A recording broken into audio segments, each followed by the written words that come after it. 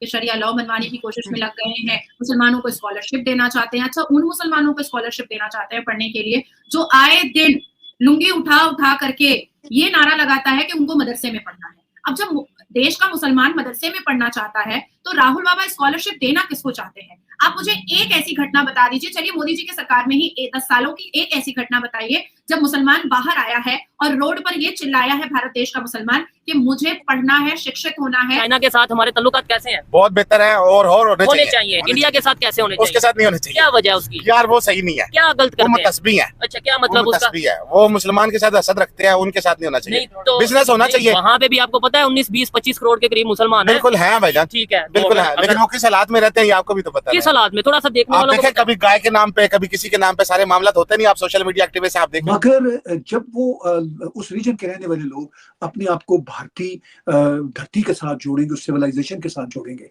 तो वो ऐसे ही है जब वो अपनी माँ को रिकॉग्नाइज करेंगे। ये है कि हमारा जो कल्चर है, हिंदू सिविलाइजेशन जो है या सनातनी सिविलाइजेशन है, चलिए हो सकता है हिंदू शब्द मुसलमानों को या वहाँ के क्रिश्चियंस को कोई इतना अट्रैक्ट ना करे या सनातनी ना करे, मगर भारतीय तो है। और ये कौम इसी तरह की है कि जब तक इसके ऊपर फाइन और इस किस्म की सजाएं नहीं होंगी ये सुधरने वाले नहीं है। सिर्फ कह देने से सफाई निस्फ ईमान है कहा जाता है इस्लाम में, और सबसे ज्यादा गंद हम ही लोग डालते हैं। ये इस वक्त इनका इस्लाम पता नहीं कहाँ चला जाता है। बाकी तो ब्लास्फेमी लॉ हो या कोई इस तरह की कोई बात जरा सी कोई कुछ कर दे तो ये सर तन से जुदा और क्या क्या करने पहुंच जाते हैं। जय दोस्तों, जय श्री राम। तो भाई एक ऐसी बिल्कुल जबरदस्त फैक्ट पर वीडियो है, सोचने में मजबूर है। यानी कि आप एक बार इस बारे में सोच के देखिए, जो हमारी बहन नाजिया इलाही खान जी कह रही है, आप लोग वो भी वीडियो में देखने वाले हो। उसके बाद दूसरी क्लिप है, पाकिस्तान के पत्रकारों ने भाई आज जमकर है जो भारत के सनातन की जो है प्रशंसा की और बोला है बकायदा कि हम भी भाई इसी मजहब धर्म ताल्लुकात से हैं और आज हम जो है शर्म महसूस करते हैं। आप लोग कह रहे हैं इसमें जय श्री राम जरूर लिखिए। वीडियो शुरू करते हैं। या तो हम इस्लाम मान लें और या तो फिर हम सही से संविधान मान लें, दो में से कोई एक चीज हो। अब दूसरा मैं और फैक्ट आपके सामने रख देना चाहती हूँ कि इतने फतवे जारी होते हैं दारुल उलूम और देवबंद से, मदनी साहब अपंग तरीके के, बेहुदा तरीके के फतवे भी जारी करते हैं।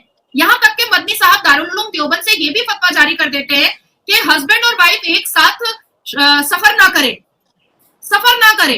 उन्होंने यहाँ तक किसके साथ करे उनके साथ एक्चुअली यहाँ तक कि उन्होंने ये भी फतवा जारी कर दिया कि बेटी और बाप अकेले एक साथ घर में ना रहे और एक साथ दस्तरखान पर अकेले खाना ना खाए। ये भी हालात की नजाकत को देखते हुए उन्होंने सही फरमाया होगा। यहाँ एक सवाल मैं लूंगी, थोड़ा सा आपने इंटरव्यू कर जैसे आपने मुसलमानों की फिनिश कर रही हूँ शैला। तो मेरा कहना है कि अगर इस्लाम में ओबीसी SC ST जो राहुल बाबा दिलाने की कोशिश में लगे हुए हैं, अगर इस्लाम में है तो फतवा जारी कर दे मदनी। इसमें प्रॉब्लम कहाँ पर है? पहले फतवा तो जारी करे कि हमारे में भी ऊंची जाति और नीची जाति होती है।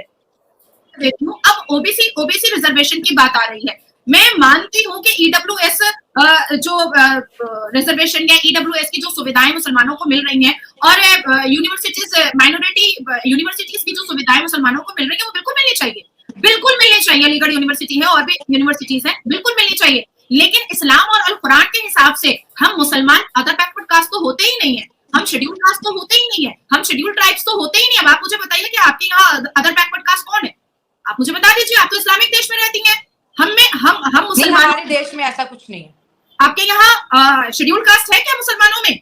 नहीं शेड्यूल ट्राइब्स है क्या मुसलमानों में? भाई हमें अगर कोई पूछ ले कि भाई आपके इस्लाम के मानने वालों में डोम कौन है, कुम्हार कौन है, चमार कौन है, तो थप्पड़ पड़ जाएगा। मुसलमान तो सीधा थप्पड़ रसीद कर देगा कि तुम्हारी हिम्मत कैसे भी हमको हजाम बोलने की, तुम्हारी हिम्मत कैसे भी हमको डोम बोलने की। तो जब हमारे में OBC SC ST है ही नहीं तो हम उसका रिजर्वेशन कैसे ले सकते हैं? प्लीज बताइए। जी देखिए, बहुत खुशकिस्मती से आपका और मेरा ताल्लुक भी उसी कल्चर से है और हमें उसी कल्चर को ओन करना चाहिए, उसकी ओनरशिप लेना चाहिए। ये हमारी खुशकिस्मती है। हम में से जो उसको ओन करते हैं खुदा भगवान उन पर ब्लेस्ड है, जो उसको ओन नहीं करते वो उनकी बदकिस्मती है। चाहे उस धरती में जिसका नाम भारत है उसमें किसी का धर्म इस्लाम हो, किसी का क्रिश्चियनिटी हो, किसी का पारसी हो, कोई अपने आप को इस्लाम फेथ के साथ जोड़े, हम सब भारतीय हैं। जैसे जर्मन, फ्रेंच या ब्रिटिश वो सब यूरोपियन हैं। कोई ये नहीं कहता कि हम यूरोपियन नहीं है। सब कहते हैं हाँ हम यूरोपियन हैं, फिर कहते हैं हम ब्रिटिश हैं या जर्मन हैं या फ्रेंच हैं।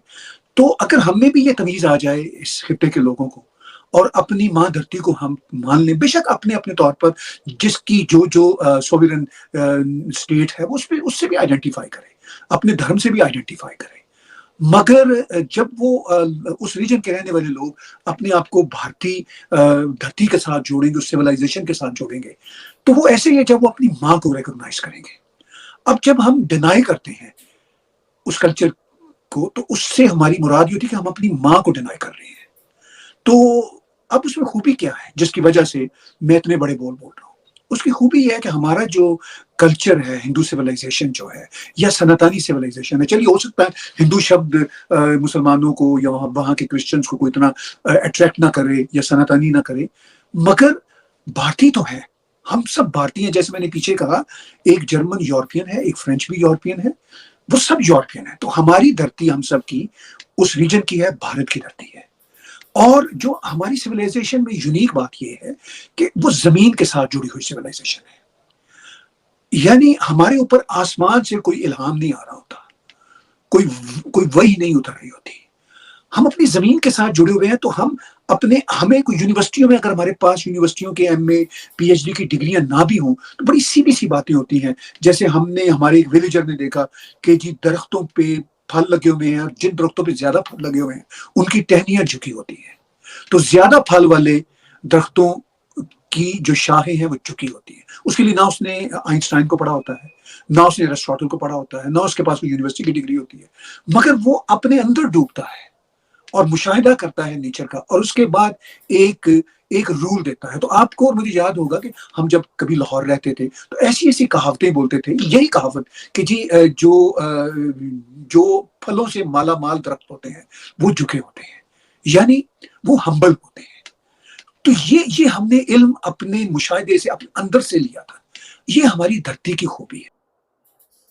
तो दोस्तों आप लोगों ने देखा, यानी कि आज विश्व के अंदर बात कर लेना भाई, आज पाकिस्तानियों ने बेड़ा गर्क कर दिया है। और भाई सारा का सारा बेड़ा गर्क किया है इनके मौलानाओं ने।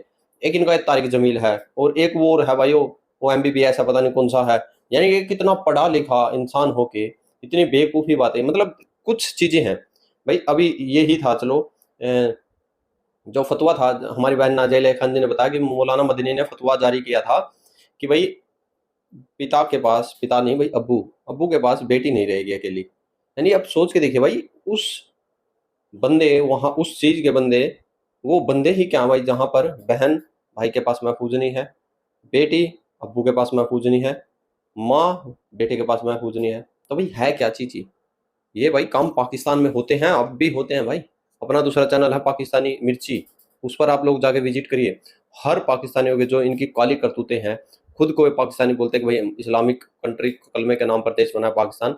भाई हम तो भाई शुक्र मनाते कि तुम गए यहाँ से, 1947 में गए, और जो इस मानसिकता के भाई वो लोग गए, और जो रह गए भाई उनको भी ले जाओ।